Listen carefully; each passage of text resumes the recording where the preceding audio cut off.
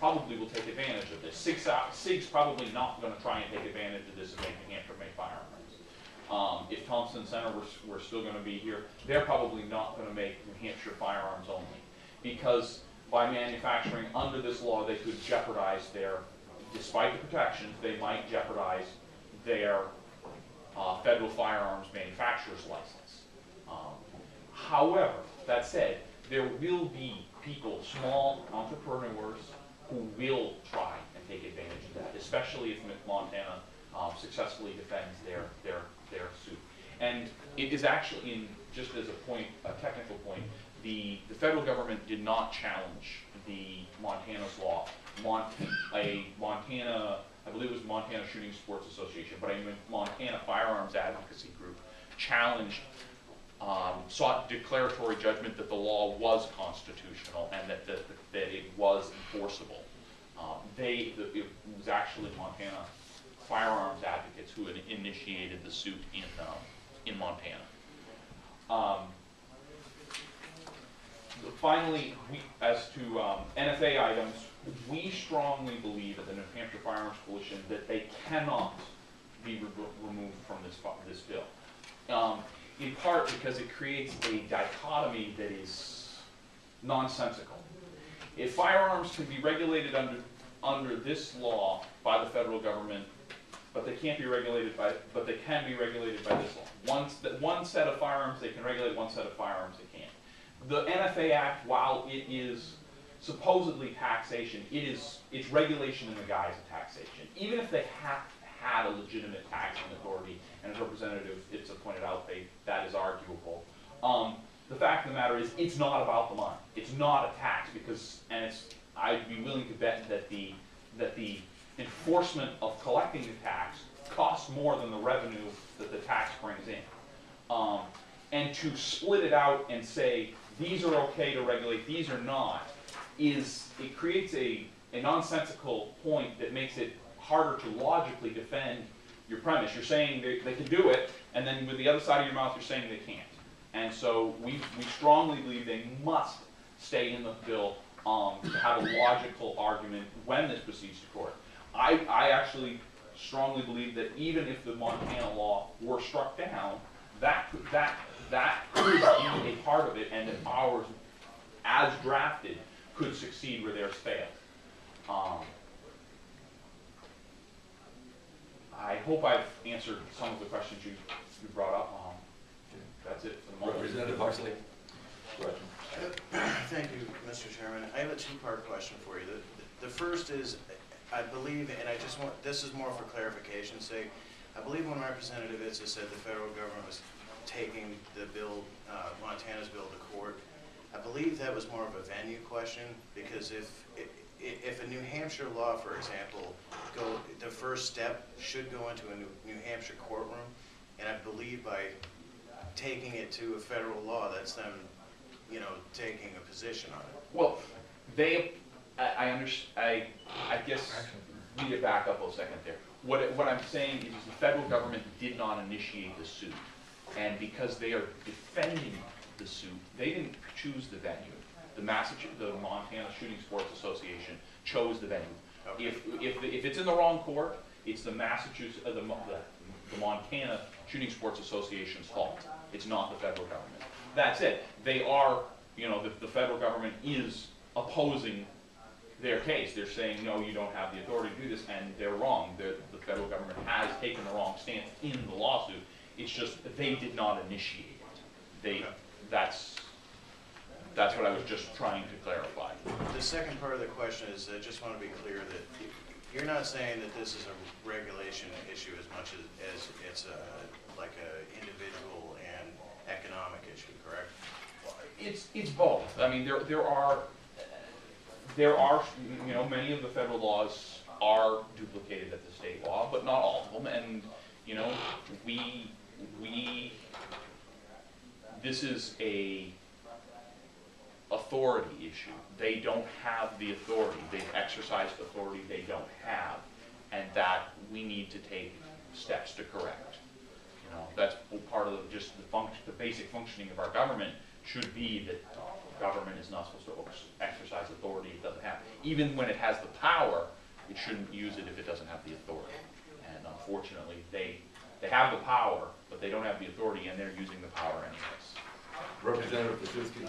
Thank you, Mr. Chairman. Could you please tell me, you made a statement that in enforcement of the NFA Act, that their interest wasn't in taxation, yet they issued a tax, there is a tax paid on it. You said it was more punitive or regulatory. How is that? Well, the tax is, for most NFA items, there's a $200 tax to transfer the item. The administration, getting the process is so cumbersome and onerous. I would highly expect it costs them more than that $200 to process the application and it takes 3 to 4 months for an NFA item. Right now, I work with a firearms dealer. I've watched him fill out the forms. It's a very complex process. You have to go to get photographed, taken. You have to get fingerprinted by law enforcement. You have to send those in. It takes 3 or 4 months to get approval. And I highly suspect that the cost of administering it, together with enforcement for any violations, far outweighs the revenue that is generated by that tax. So I mean, when your tax costs more to collect than it's bringing in, I don't believe that it's about revenue. That it's truly to garner revenue. Follow-up. That is the cost to the federal government The cost of the federal government. to approve or make up this stamp and stamp it on the top. Exactly. Representative Richardson. Thank you, Mr. Chairman. You indicated that, I think you said that all of the things that are regulated by the federal government are not regulated by the state. Can you tell me what items you're referring to that the federal government regulates that the state does not? I'd have to back up. New Hampshire does have a prohibition on felons owning firearms. New Hampshire has a prohibition on domestic violence misdemeanors from owning firearms. Certain people under restraining orders. But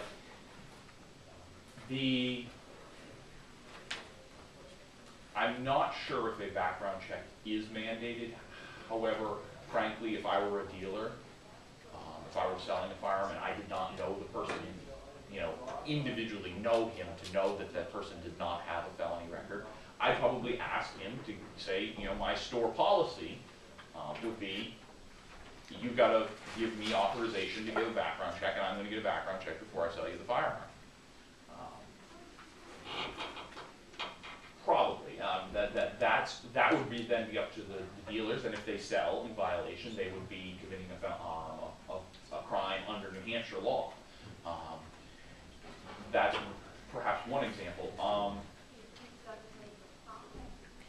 Some of the differences are not that we don't have the law, but the way we administrate it, the way we handle it are different.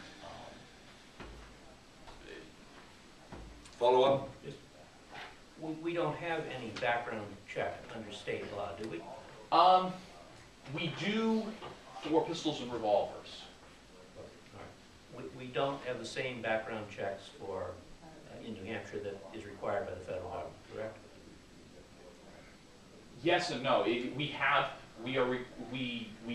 administer it. So there's a law that New Hampshire dealers have to, for pistols and revolvers, have to do the exact same background check that's done, except for they call the state police instead of calling the feds. Last follow-up. Follow-up. If this bill became law, we would not require these manufacturers of guns being sold to New Hampshire residents, manufactured in New Hampshire, to do background checks, would we? It is possible they would not be required. Thank you. To finish, not required for rifles and shotguns. For pistols and revolvers, I believe I may be wrong, but I believe the requirement would probably remain in place. But remember, this is also only for those firearms manufactured in New Hampshire that stay in New Hampshire. That's going to be only a few percent of firearms, probably. It's not. This isn't going to be huge, but this will help. This will be a small step towards fixing a very, very big problem. Representative Whitehead? Thank you. Mr. Chairman, if this were to pass, might not a New Hampshire manufacturer produce the same firearm in two different sets, one marked made in New Hampshire for local consumption only, and one designed for interstate commerce?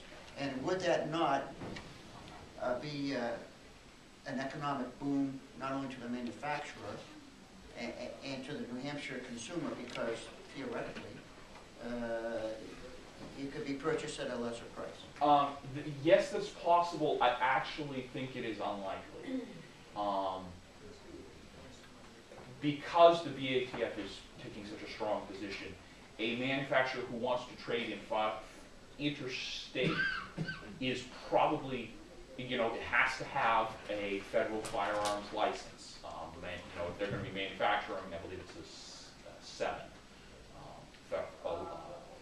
To do that, to obtain that license, while the BATF still holds that these laws do not provide the protections we're seeking to provide, if they were to sell a firearm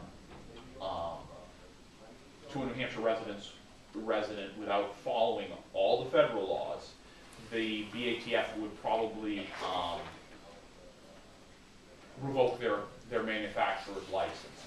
So while it is theoretically possible, I don't think it practically will happen.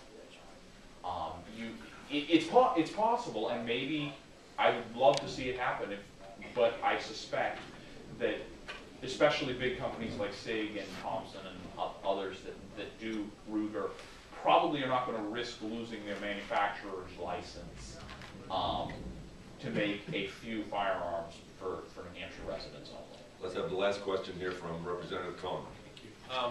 This is sort of a follow-up to Representative Whitehead's question.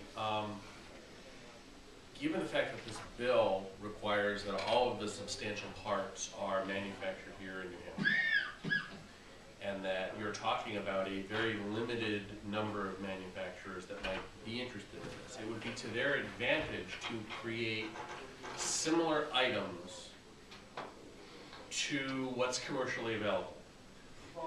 Because the only part that is required to be marked is a central part of the firearm, such as the receiver or frame. So if there are multiple parts to the gun, while it might not be the intent to allow manufacturing of parts, allow SIG importing them from Germany, would it be possible for someone here in New Hampshire to create a SIG-alike that would use